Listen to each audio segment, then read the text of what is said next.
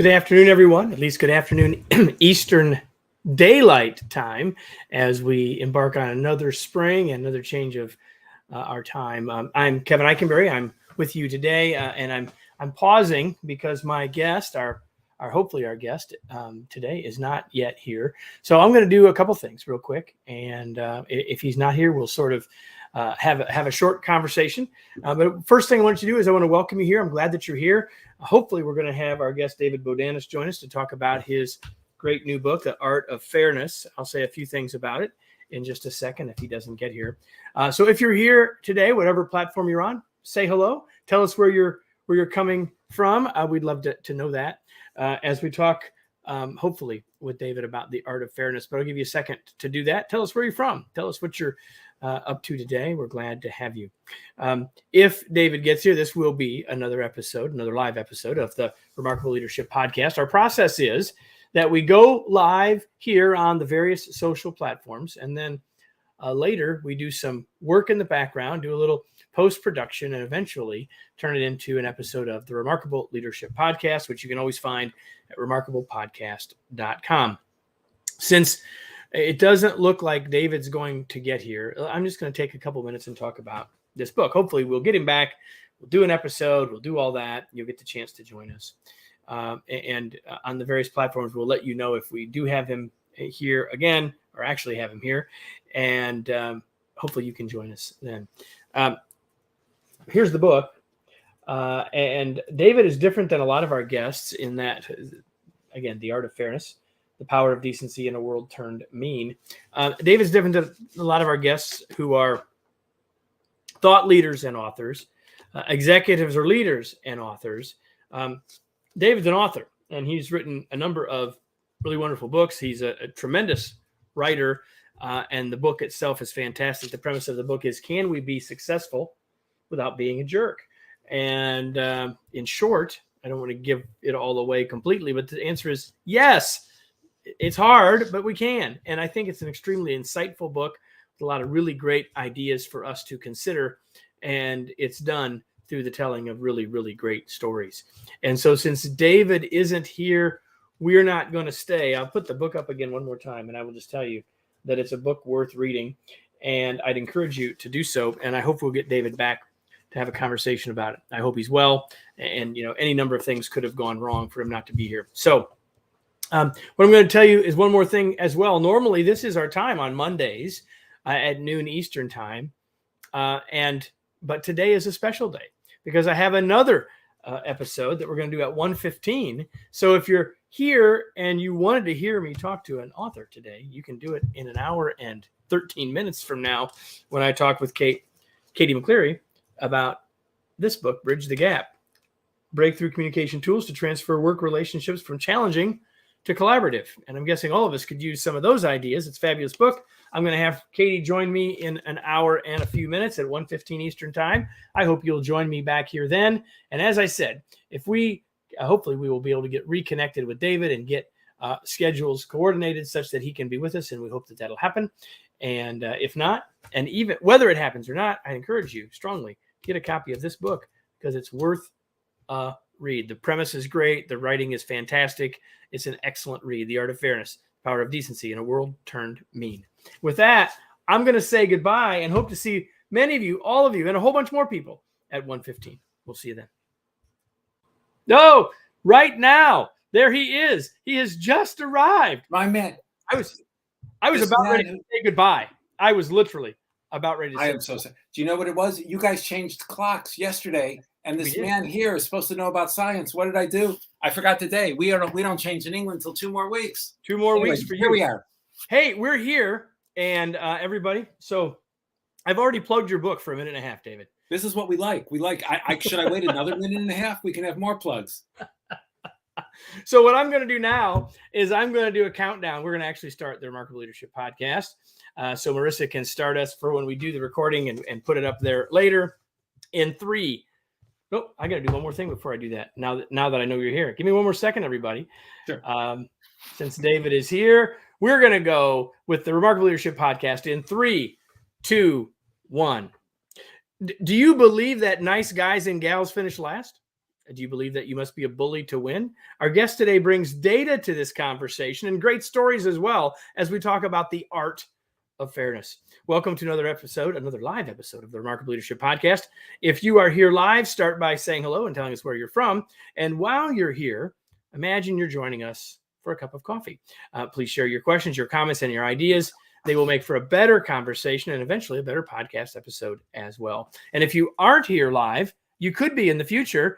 All you have to do to get information about all of the future live episodes and to interact with us both on that channel and here live is to join us on either our Facebook or LinkedIn groups. You can do that by going to remarkablepodcast.com/Facebook or remarkablepodcast.com/LinkedIn.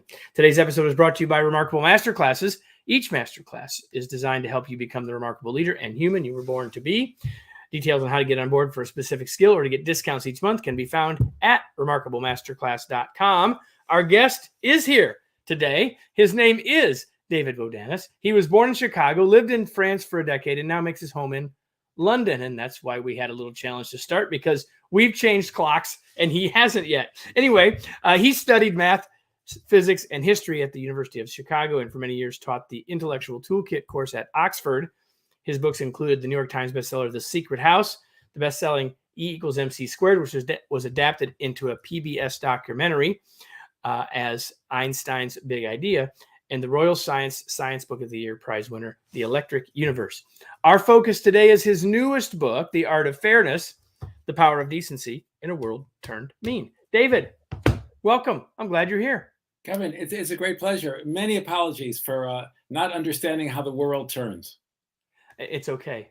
It is all good. There are all sorts of ways that we can mess up. And I can tell you, I got to the office this morning and, I have a clock on my computer right here, but I have a clock down here because I spend so much of my time on a camera where I can't see the clock there, full screens and all those things. But I've kept looking at my clock down here and I hadn't changed it this morning. So I had a moment a couple of hours ago with a similar scenario. So a little inside baseball for all of you. Usually I have a chance to talk with the guest for a minute or two before we start. So David and I would have a little bit of chance to chat, which we haven't done. So we are going to come right at this cold. We've got Sam from the Netherlands here, and we've got John saying good afternoon as well. And so David, with that, we're going to just dive in if you're ready. I'm in your hands, sir. Tell us about this journey that sends you from Chicago, ends up in London, but very quickly, a little bit about your background and the journey that leads you to doing the work that you do today. I grew up in a family that's had my parents. The Bible says, "Be fruitful and multiply," and a lot of people take that metaphorically. My parents were remarkably literal people. They had a daughter, then they had another daughter, then they had another daughter, then they had another daughter. They went on for 5 daughters, and then they had a boy. And you could say I was so magnificent that they stopped, or you could say I was so awful that they stopped. But they could say they were just waiting to they find. Were just waiting. It was a sexist time. So I ended up as the bottom of a family of 6. It means I still now have a lot of female friends, and I just like hanging out with people. So I loved Chicago. I grew up there. And I was traveling around in Europe, as one does. And I met a lovely lady with long French hair, red hair down to her waist in France. And I had a choice. I could go back to, Chicago, the rain, steel mills, or I could hang out in sunny France with this girl with long red hair. So I made the best choice. And it was real pleasure. And sadly, we were together for a decade, indeed. And she passed away a few years ago. We stayed in touch. And I dedicated this latest book, The Art of Fairness, to her. And at the end of the book, in the acknowledgments, I wanted to, usually in acknowledgments, people go into this cheerful pretend tone. Oh, my lovely this, and how charming that was. And it's not real. It's like a pro forma. And I spent about a month writing 4 paragraphs. I wanted to be dead honest about what it actually was like with her, what worked and what didn't work with this very kind lady who'd since passed away. And I wanted not to flagellate myself, but to describe what I had done wrong. Why did I not make this thing work with this decent person? And that really got to the heart of the issue of what is it? How do we, it's easy to go to Sunday school and people say, well, Kevin, you're supposed to do the right thing. And you say, yeah, at Sunday school we say that. But the outside world is really merciless. So the idea behind this book, and so I've been writing on all sorts of things, on science and history, and I've pretty much been a writer all this time. But I'd always been wondering about this big question in the back of my head: can you succeed without being a jerk? Can you can you really make it? And not as a quiet professor off to the side, with a jacket with little like leather patches on the elbows, but in media, tough competitive field, in law and banking and business and startups and high tech. Can you military? Can you make it in those rough fields? And I thought, you know what? If I, David Bodanis, said, well, I have a belief on this, you'd say, yeah, well, so what, big boy? I don't really care about your belief. So I spent a lot of time hanging out with people who had actually done the real stuff, who had actually been in these fields. And I went there with an open mind. The answer might well be, no, you couldn't. Nice guys finish last, as a famous Chicago baseball manager. And yes, I have to admit, a New York baseball manager also said. So I looked at it and I found 10 people who I thought were really interesting to look at in detail, two in particular. But I gave profiles of these other people, and a lot of organizations were really nice, letting me hang out with them. Special Forces unit in the British Army, and big banks, and hospitals, and just all sorts of places. So the research was terrific, and the results I found very intriguing. And this is the result, this book. David, what I was saying to people before you got here, as I was sort of, what they say in media, stretch.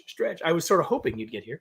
But what I was saying was that this book and you as a guest are different than many of our guests here, because many of our guests here are writers and thought leaders. They are writers and leaders or executives, rather than someone who's a writer first. And, I think I don't need to say any more about that when you tell us that you spent a month writing 4 paragraphs. Like, it shows up in the whole book that it's a well-written book. It's an easy book to read. It's great to read. You got all these great characters. And yet what we want to do here is sort of pull out some of those big ideas, and they're all in the book. So what I want to do is lay out these big premises. I think there are really, I would say, 3 big premises in the book, maybe 6, but it's really 3. And I'm gonna put each one up, let you sort of talk about each one, and then maybe share maybe a piece from one of those characters that might help us put a little color or a little Great depth idea. on that. Does that sound like a good plan? Sounds That's the plan I've got. So you look like you're good with that. So the first of the 3 big premises is listen without ego and listen without fixation. So first of all, what do those mean?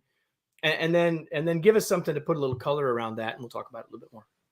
If you've ever talked with a teenager at some length, you know what listening with ego is like, or if you've ever seen a bunch of teenagers talk to each other. In fact, I would go further. If you've ever seen a bunch of male human beings talk with each other, no, I would go even further. If you've ever seen a bunch of Homo sapiens speak with each other, you'll understand about ego. Ego is great. Ego is why I like making you smile and listen and blah, blah, blah, blah, blah, blah, blah. And you can have what seems to be a conversation where nobody's listening. People take turns to tell their cute stories. It's kind of like a mediocre date. I tell my cute stories, they tell their cute stories. Nobody's learning. And to really understand the power of listening, because real listening is different. When you ask people, can you succeed without without being a jerk? They usually say, no, you have to be selfish and stuff. And then they pause and they say, you know what? But I had one mentor, or there was this one person who helped me along the way who really was. And I say, well, what was it about him? And just as you said, Kevin, they come up with 3 repeated principles. And the first one was listen without ego. They say that person, they wouldn't do exactly what I said. They were often in power and they had to make the decision. But when they listened, they would put their ego to the side, not forever, but just for the time when they're listening. They would genuinely be open to the fresh experience of me or other people or underlings. Then, if you merely listen and you keep on listening to everybody, you become a doormat. People walk over you. You do what the last person who spoke to you said. But if you listen without ego and then you make a decision, it's a well-based, intelligent decision. Yeah, I think that's right. And I love that you see people liking that idea. And I think that's, David, especially important for us. You mentioned it, whether it's with peers or with their colleagues or with whomever, or our underlings is the word you used, those that work for us. So we can listen without ego. We can listen by taking the power differential out of the equation. Yeah. For a while. As you said, we're still got to make the call before it's all said and done, but without question. Is there anything, maybe a quick vignette from one of the stories? I sort of want to help you help people get into the ideas in the book as well, or the sure. So there's one story about another aspect of it. 10 years ago, it's exactly 10 years since the Summer Olympics were in London, England, and the opening ceremony was being devised by Danny Boyle, great director. He did Slumdog Millionaire. He got the Academy Award for that. He's a good guy. He had 10,000 volunteers making this. He wanted to make a spectacular show, dance and music and tell the story of Britain and stuff. But he wanted to keep it a secret. He wanted it to be like a good Apple product launch. Nobody knows what's happening until it goes live. Opening night, 500 million or a billion people around on Earth watch it. But he had 10,000 volunteers that he wasn't paying, drummers and dancers and musicians and lighting specialists and computer people and blah, blah, blah, video. And how could he get them to keep a secret? So that's the thing about Fixation. He asked his team, how can we get them to keep a secret? And everybody was focused on different ways to keep a secret. The International Olympic Committee said, it's easy. Have them sign non-disclosure agreements and confiscate their phones. And he said, if I do that, they'll be really ticked off at me and they won't have any initiative. It won't work. So how could you do it? And what happened is he was fixated on the issue of a secret. And instead, he opened his mind. He listened without ego. He listened to another fellow from the London Olympic Committee, the great athlete Sebastian Coe. He used to gold medal in middle distance running. And Sebastian Coe had a lot of experience and was a very different background from Danny Boyle. He was a different sort of fellow. His background wasn't in arts and media and movies. His background was in international sports and admin. He said, look, whenever you talk about a secret's begging to come out.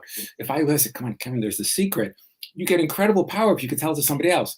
But if I say, hey, there's this guy, or if I say, my wife's having a birthday, it's a surprise. Will you help me with the surprise? You'll say, of course you'll help me with a surprise. What sort of schmuck? It's not going to help somebody who asks you for a surprise. So instead of saying, let's keep a secret, they put in big hashtags around the Olympic Stadium where they were practicing for a year, save the surprise.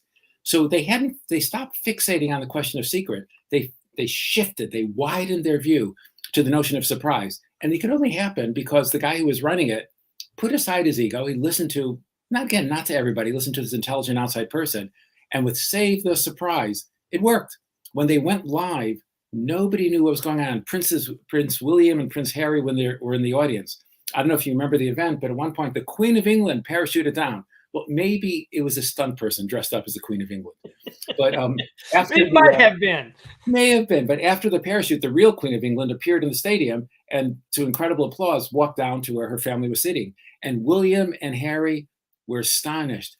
Even these princes in the family had no idea. Not a single person out of 10,000 had leaked. How cool is that? Pretty cool. And I have to admit that I'll bet you're the only person in London. Well, there aren't many people in London that use the word schmuck. Just say it. Correct. Just say it. So I'm trying to listen without ego. So that's good. Now I got to say that although I love London very much, and my kids are half British and everything, there are a certain number of people in London to whom the word does apply. Well, back to your how did you say it? Teenagers, adult males, Homo sapiens. There you go. Yeah. Second of the three big premises. So the first one is really around listen. The second one is really around giving. You said giving by letting others give, and then you said but audit. So what do you mean by that? And then let's pick a story. Sure. If you know that somebody can force you around, if they have financial power over you, and you don't have outside income and stuff, you got to do what they say. And you'll do what they say, but you'll be resentful. They're not going to get any special exuberance from you. It's sort of like, God forbid, in a bad relationship, say, right, you're going to be like that, I'll be like this. And you get this Cold War. It's ridiculous. It's embarrassing. And because we're slightly insane as human beings, we fall into that almost all the time. So on the other hand, the other way of linking with somebody is by giving them space. Giving them, if somebody's generous to you, you know what they get back? They get gratitude.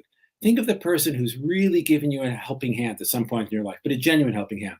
Could be a big loan or a big giving you the chance saying, look, okay, I'm going to go away for 2 weeks. You take over the show, that sort of thing.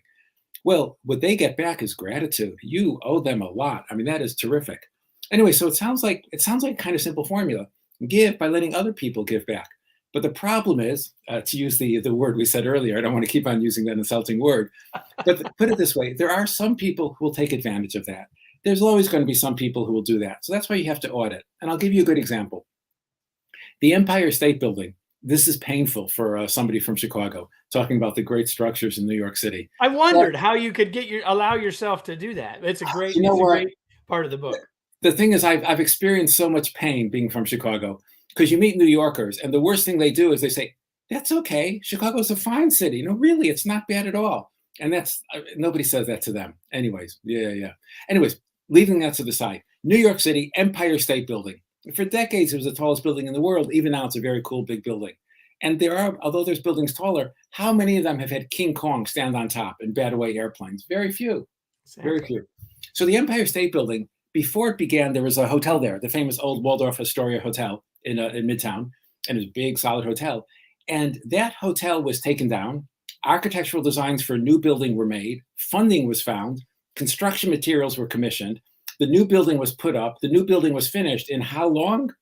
11 months. 11 months. Can I say? I was going to add to your list of only one building has had King Kong on. Only one building that size was 11 months. Year. I can honestly say I'm sitting in my study in London. About 5 yards away from me is a really nice spare bedroom, for guests and stuff. There's a leak in the ceiling. We've been trying to fix it for 14 months. There's been people who've come in and they fixed the deck. 14 months of little leak. This is the entire Empire State Building. So how did they do it? How did they do it? It turns out the lead engineer, the foreman, his documents were put aside when they finished, and they were found again like 50 years later. The actual discussions of how he did and stuff. It's a wonderful find. So with that and some other research, I managed to see what was going on, and that illustrates this principle about give by letting other people give. Turns out most skyscrapers of the time were built. Began just before the Depression, finished in the Depression, and people were desperate for work. So the foremen and the managers would give really crummy wages and say, "Look, you're lucky to get a job, you so and so," and they would clock your pay. If you had to go down to find a bathroom, or if you had to go off to find a place to eat and stuff, you suffered. And the result was that people gave the amount of work you could imagine. Remember, they used to say in the old Soviet Union, "They pretend to pay us, we pretend to work." Yeah, it's a great line. Anyway, so the guys running the Empire State Building was these brothers from Kansas named the Starrett brothers. Paul Starrett was the main guy. He said, "You know what we're going to do? We're going to double the salaries of everybody. We're going to give you about double the pay that on any other skyscraper, and we're going to give you lots of space for initiative. We're going to give, and we're going to let you give back. We're going to let you think, okay, you have to bring in, 100,000 bricks, 1 million bricks, big building, and you guys will work out what's the best way to bring in bricks." So it turned out the workers on the Empire State Building, instead of bringing them in wheelbarrows, they devised these tiny little miniature railways to bring them in. Because remember, they didn't stop midtown traffic. You had to unload and get delivered all the time. They kept on coming up with all sorts of initiative. There was a suggestion that why don't we build subsidized cafeterias every 3 or 4 floors as it goes up, so people don't have to climb down and go across. You know the famous photograph of these workers having lunch on an I-beam that's floating out there and stuff? They got subsidized beer and subsidized hot sauerkraut just a few yards away, and so they were happy to have the other meals there. Happy. It's kind of like they can have all my sauerkraut. Just saying, David. Okay, but their gut bacteria are going to be great. Formula for a good marriage: happy wife, happy life. Formula for a good construction site: happy workers. Now, if that's all that happened, if the Starrett brothers said, "I'm going to double your salary, I'm going to have subsidized this and subsidized that," and da-da-da, a lot of people would say, "Well, these Kansas boys are naive little so-and-sos. We're going to take advantage." Tools would go walkabout, and people would, sign in a bit late. And the foreman who's getting paid for like 60 contract workers, maybe 30 would show up. So what they did is that lovely phrase you put up, give by letting others give, but audit. So we think of auditors as kind of like slender ectomorphs who sit around in an office just looking at stuff. The auditors on the Empire State Building were kind of like miniature King Kongs, because their job was to climb all over the scaffolding and check every worker twice a day. And the auditors themselves were audited, so the foreman couldn't rip them off. And so it meant these weren't like intrusive. They weren't insulting and telling people how to do it. They say, "Hey, Phil, good to see you're here. Great. You clocked in at 8? Yeah, I see you clocked in at 8. Great. Okay, I'll be back at 2. Like that. Kind of obnoxious, but you kind of accept it. So they realized, the guys are giving us good stuff. We can't really mess around. So the result was this incredible work and this incredible buy-in. And their building was finished so quickly. So they let others give, brought out their creativity and their independence and their energy, but you still audit. And you have to audit everybody. I'm not a horrible person, but I'm not a perfect person. And there's lots of things where, the fact that I can be looked at and checked keeps me on the straight and narrow. And if this happens even to a quiet writer, it happens to other people too. One of the things that I couldn't help but think about as I read about the Empire State Building part of the story is, so this is somebody else's book, maybe. I would love to know what happened to those workers after that, because many of those folks had worked before under other sorts of conditions, and once they were allowed to and expected to really share their creativity and provide more initiative, I've always wondered how many of them went on to become entrepreneurs themselves, and how many of them would attribute it back to that difference in the workplace. Because now we're talking what you've described there in that short vignette, and is in this chapter in the book, is really what many of us talk today about, trying to create the kind of cultures we really want in our organizations in many ways. To answer your question, well, some of it is that the people who were young then were our servicemen in World War II.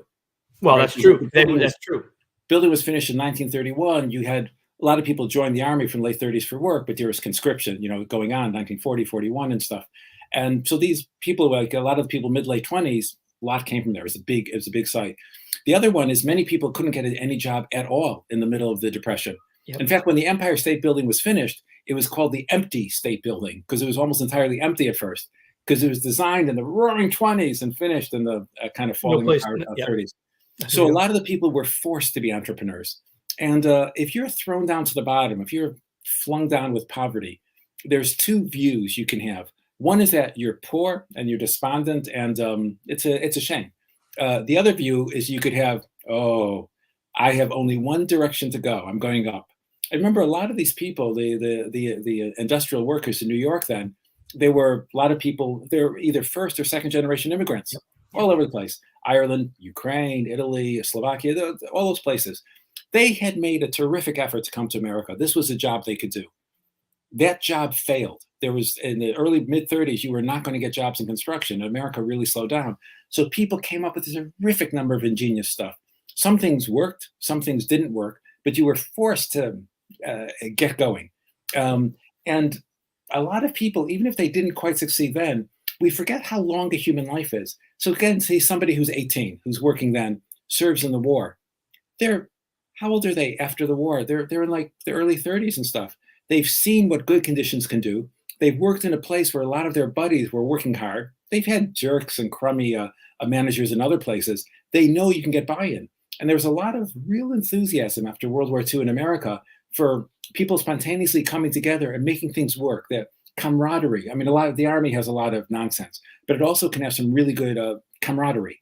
And a lot of people wanted to pull together to do that. Remember E.J. Corvettes, 8 Jewish Korean veterans, was a popular store for a while, because you share something together. And there were millions of those, hundreds of thousands of those all across America. So you hit a good thing. When there's an organization or company that's really powerful with a unique effect approach, it seeds it off, it copies it off. Think of the guys who created Apple, Steve Jobs, and who was the other fellow, Wozniak? Yep. Yeah. So many young people across America, even middle-aged people, would look at these young, bright guys, not wildly, they weren't hippies, but they were slightly countercultural. And they thought, wow, they had a good idea. They hustled. They didn't have a lot of money, but they had access to money. Why can't we do it? And most startups don't work. But the best thing is to dust yourself off, say, right, that didn't work. Let's see about the next one. That's a great attitude. So like the Apple model led to a generation of people trying that. I don't know what the new models will lead to, but you're quite right. The Empire State Building and that decent pay inspired a lot of people to do that. Third of the 3 premises. We got listen, we got give, and we've got defend. Defend without over-defending, and defend and open gateways. So what do we mean here, David? So defend without over-defending, that brings in what's the opposite of a hero? My anti-hero, Leo DeRocher of Brooklyn Dodgers, Chicago Cubs. Leo DeRocher is the guy who's famous for saying nice guys finish last. And he would say, look, come on, Bodanis. You can say all the stuff you want. It's a rough world out there. Leo DeRocher, he was French-Canadian. His name would be Durocher. And he was small, very small for a baseball player. He played on the Yankees for a while with Babe Ruth. And Babe Ruth said, Leo couldn't hit the floor if he dropped a cigarette on it. He wasn't a great player, but he had a lot of energy. He was quick, and he would cheat. And the only way a small, fast guy could succeed in that game, when he slid into second base, he would have sharpened his spikes and he'd put his spikes up. and he'd try to not just tap into the legs of the second baseman or the shortstop who came over. He'd try to really scrape up the shin as hard as he could. When it's meant a lot of people were a little bit scared and they'd step away a little bit more, and you have an advantage. So he encouraged that all the time with his players. And sometimes it worked. And he said, look, I'd love it if the world was different, but in the real world, nice guys finish last. It turned out, though, he wasn't entirely right. Late in his career, which should have been the peak of his career, he went to the Chicago Cubs. He was old. I was young. I was there. I was 12 years old. Summer of 1969. And it turned out Chicago. The Bane of the Chicago Cubs. Yes. So it turned out the Chicago Cubs had an unusually strong team that year. They had veterans, they had young people. It was a really robust, strong team. And they were in a relatively weak division going for the pennant. And one of the weakest teams in their division was the New York Mets. It was an expansion team, I think, starting in 1962. One or two decent players. It just wasn't that strong. And it turned out Leo DeRocher just let his players loose. And at the beginning of the season, they were good. And by the summer, they were way on top. But it turned out he gave the impression that he was a lovable curmudgeon. But the thing is, he wasn't. He was a cruel and hard man. So one of the great players in Chicago was getting on in years. He still had a really good average and RBIs and everything, Ernie Banks, but he needed rest from the hot, humid summers. Didn't give him rest. The shortstop was an Italian-American guy who had diabetes. He was diabetic. And now it's something you deal with. Then it was like this terrible secret. And DeRocher would guy him and tease him and mock him at it. And he wouldn't just make a little joke, you're from an Italian family, I'm from a such. No, he would really go at him in the most insulting way. Oh, we lost David in the mid-story. Hopefully he'll be back here momentarily, and he'll finish telling us about the Cubs in '69. Hopefully he'll be right back with us, everybody. And let me just say, while we wait for him to come back, hopefully, that we are talking about David Bodanis' new book, The Art of Fairness, The Power of Decency in a World Turned Mean. We've talked about the three major premises of the book: listen without ego and fixation, give by letting others give, but audit, and lastly, to defend without over-defending and opening gateways. And this is where we were when David got frozen and now left, and we're going to hope that he comes right back as he's dropped out. Hopefully he'll be back in a moment. If he's not able to come back, let me just say that if this is your first episode of the Remarkable Leadership Podcast, we're so glad that you've been here. And you can get a copy of David's fabulous book and his other books by going to your favorite bookstore or here he is. He's back. I don't know. I was stretching again, David. I was telling people that they need to go buy a copy of the book at their favorite bookstore, wherever fine books are sold. But you were telling us about DeRocher, and we talked about Ernie Banks. You were talking about how he was dealing with the shortstop. So let's close that up, and then we'll start to close our conversation. Sir. Sure. Okay. So anyway, DeRocher, he was just too mean. At one point, a fan was making fun of him. DeRocher took the guy to the side, had a policeman hold the fan's arms from behind, punched the guy in the face, broke his jaw, kept on punching. He was like that. He was cruel. And as a result, he said, we got to defend ourselves, but they defended too hard. And the result was that somebody said that although DeRocher may not have united the Cubs against the umpires, he united the umpires and every other team against the Cubs. They began this terrible slide. Well, the New York Mets, who were run by a guy, Gil Hodges, who was known as not the softest or nicest man in baseball, but the fairest man. He was a tough guy. He'd served in Okinawa, got a combat medal, son of a coal miner, and he was firm but fair. His team pulled together, and they got the pennant, and they deserved it. And they won the World Series with Tom Seaver and a bunch of other young guys. You got a good memory, sir. Well, I'm old. I know a lot more about baseball then than I do now. I'll just leave it at that. So we've talked about the three big ideas, right? Of listening, giving, and defending in that sort of way. Now, you take the second half of the book and you really focus it around two gentlemen, and Franklin Delano Roosevelt and Joseph Goebbels. And I think that, we don't really have time to unpack all of that. But the thing that I find interesting about it, and I want to have you reflect on it, David, is you sort of get to the middle of the book and you say, hey, can we be successful without being a jerk, which was your opening question, right? And the answer is yes, we can, but it's hard. And I think that the second half of the book gets at this idea that in order for us to figure that out for ourselves and make that choice, we need to look back and understand what gets us to where we are. So having said that, take just a second to talk about these two gentlemen in a world impactful situation. We're not talking about a pennant. We're not even talking about a 100-story building, but we're talking about, a world war. Okay, I'll do the first statement. I'll do it very brief, and if we have time for more, you can ask me to elaborate. Yeah. So basically, FDR was the president in the 1930s and during World War II. Joseph Goebbels was the propaganda minister for Hitler in World War II. And you would think that everything I said, like about building the Empire State Building or baseball, there's rules. So of course, decent people can succeed. But in international relations, something like, think of the Russian attack on the Ukraine going on now, you think there's no rules. The most thuggish, aggressive person is going to win. Two people are walking for a taxi, one pushes in front of the other, it's going to get the taxi. So you think in the world stage, the bad guy has to win. And as we know, early in World War II, Germany was winning, Joseph Goebbels was exultant. But yet by the end, FDR, along with the other allies, Britain and of course Russia and the Free French and many others, they won. And you think, how could somebody who's hamstrung, who follows rules and laws, how could they win against somebody who has no hesitation to do anything whatsoever? Well, the thing is, think of these principles about listening and giving and defending. If Joseph Goebbels or Adolf Hitler got something wrong, nobody was going to tell him. Here's an example. December 7th, 1941, U.S. was attacked by Japan. December 8th, the U.S. declared war on Japan. There was no reason whatsoever for the U.S. to go to war for Germany, so no legal obligation. No obligation for Germany to declare war on the United States. In fact, Churchill was terrified. He thought, oh my gosh, the U.S. is going to focus on the Pacific. We're going to be stuck with just Germany against us. Hitler declared war on the United States of America. Can I tell you, out of all the things that are really stupid to do in history, one is to declare unilaterally, for no reason, war on the United States of America. It's not a good idea. But nobody would tell him you can't do it. He couldn't listen. There was no sort of feedback. Putin invading the Ukraine. Who's going to tell him, the Ukrainians, they're not softies. They're tough guys and they're blah, blah, blah. And the world opinion, nobody would tell him. Well, FDR made a lot of dumb decisions, but a real lot of the dumb decisions got corrected.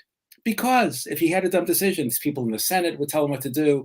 His vice president was a wuss, but his advisors were really strong. They would tell him what to do. He'd play slow. He listened to the newspapers, and he learned. He would listen, and he'd have to put his ego to the side. The other thing is give by letting other people's give. The German administration all across Europe was awful, as we know. It was genocidal in many areas, and even when it wasn't that bad, it was forced labor. We made a joke earlier about they pretend to pay us, we pretend to work.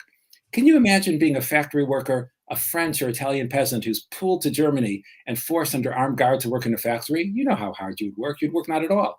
Well, in America, right, we're both old enough.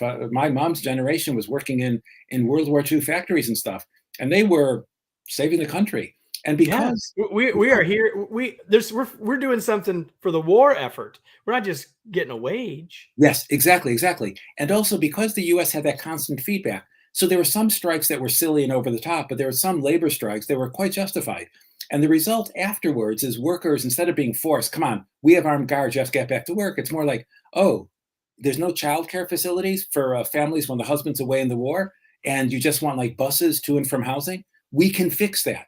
So the result is you got terrific buy-in. There was a factory outside of Detroit, the River Rouge, which was having a fully formed Liberator heavy airplane, 4-engine, coming out about every 63 minutes. 63 minutes. It's quite awesome.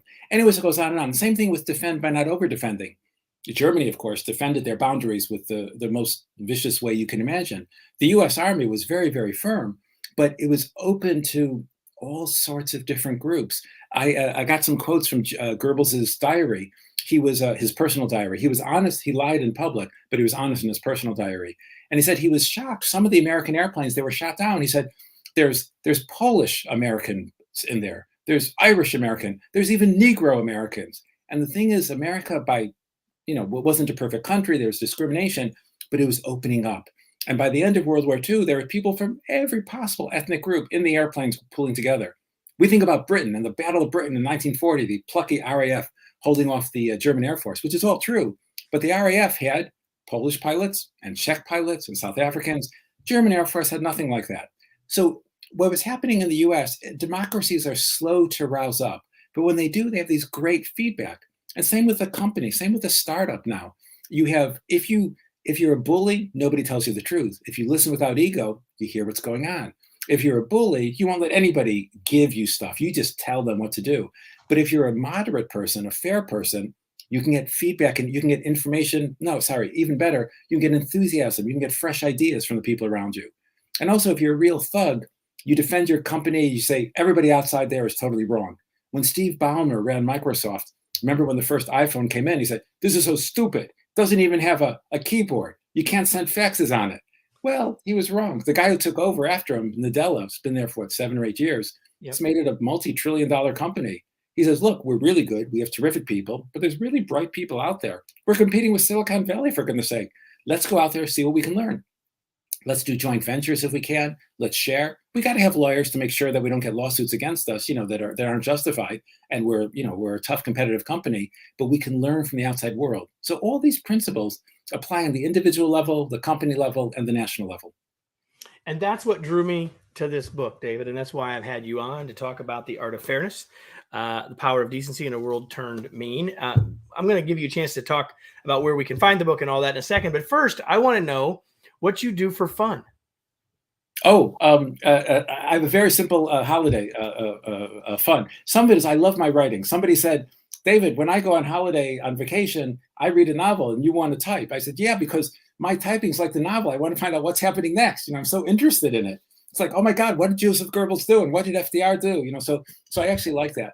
A while ago, I asked a friend, what's an intense exercise that would be safe? I'm 65, but that, I was in my 40s when I began it. That's safe, but that could use a lot of energy for it. And he recommended kickboxing. He said, start gently, just do it as exercise. And then if you want, you can do some sparring and competing, but do it in a safe way.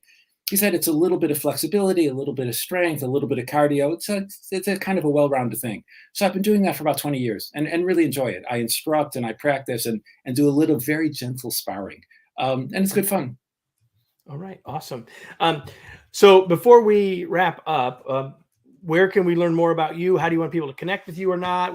Anything else about the book? Last chance. My good friend, Jeff Bezos, apparently has a small startup at Amazon, something or other. And if you go to that site, apparently you can buy the book. I do have a website mentioned in the book. I don't always, which has like an email for me. To be honest, guys, when I'm busy writing, which I'm doing right now, I don't always respond right away. If somebody really wants to right away, I'll tell you, Kevin, you can tell, people can listen. My personal email, I'm happy to share for this. It's d.bodanis@gmail.com. d.bodanis@gmail.com. And that I tend to respond to daily. The other one can wait a little while. Perfect. But it will get there eventually. Perfect.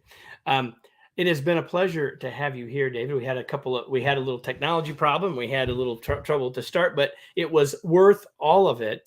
Before we go, though, I have a question that I ask everybody every week, and not my guest, but you, our listener, our audience. And the question is, now what? What action are you going to take as a result of what you've heard today? Certainly, I would love it, and David would love it if you bought a copy of the book. But beyond that, what ideas will you take from this in terms of listening, giving, and directing? And how do you use those things? How do you use those ideas in your work and in your life to become more effective? I said directive. I should have said defending. So listening, giving, and defending. How do you plan to use those ideas? Maybe it's one of the stories that David told that gives you an insight that helps you think that through for yourself. I encourage you to take those actions. I encourage you to join us next week when we'll be back here with another episode of the Remarkable Leadership Podcast. Thanks, everybody.